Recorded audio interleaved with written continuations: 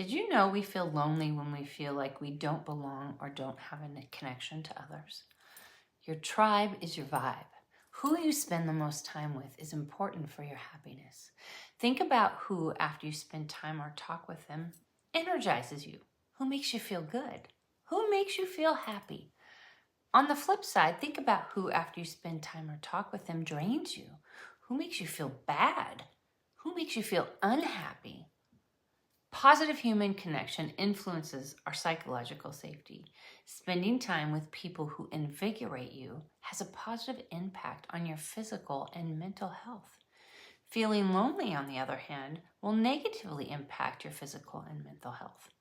John Cacioppa from the University of Chicago defines loneliness as perceived social isolation. Cacioppa further describes loneliness and what it does to you physically. It's a dangerous, not just sad condition. When we feel isolated, disconnected, and lonely, we try to protect ourselves. In that mode, we want to connect, but our brain is attempting to override connection with self-protection. That means less empathy, more defensiveness, more numbing, and less sleeping. Loneliness is a signal that we need social connection, something just as important to our health as food and water. A 2015 study on loneliness by researchers Holt, Lundstad, Smith, and Layton highlights the fundamental necessity of needing to belong. Living with air pollution increases your odds of dying early by 5%. Living with obesity increases your odds of dying early by 20%. Excessive drinking increases your odds of dying early by 30%. And loneliness?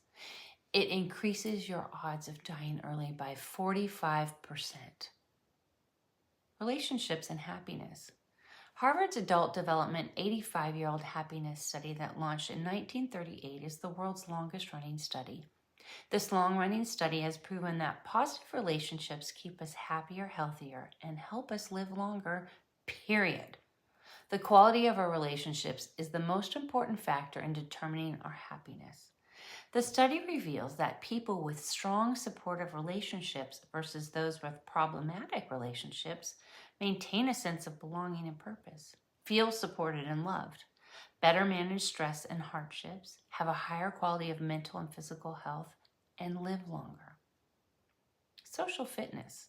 The act of seeking out positive relationships with people that make you feel happy is the number one thing that helps you be healthy, happy, and live longer.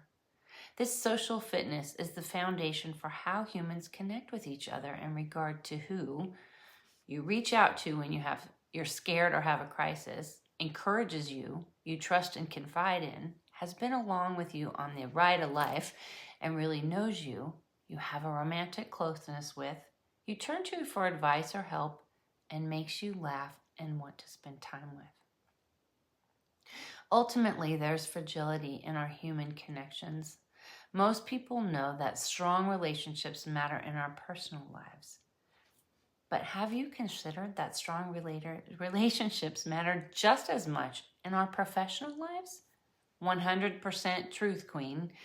This key message is the focal point for the work I'm doing in healthcare communities.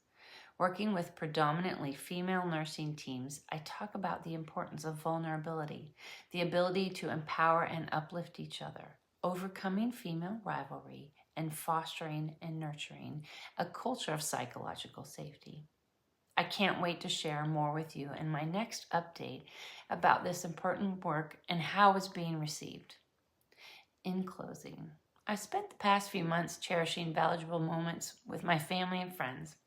I've also been reflecting on the connections I have and the importance of spending time with positive people in my life.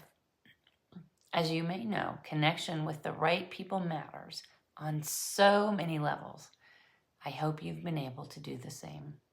It's good to be back here with you.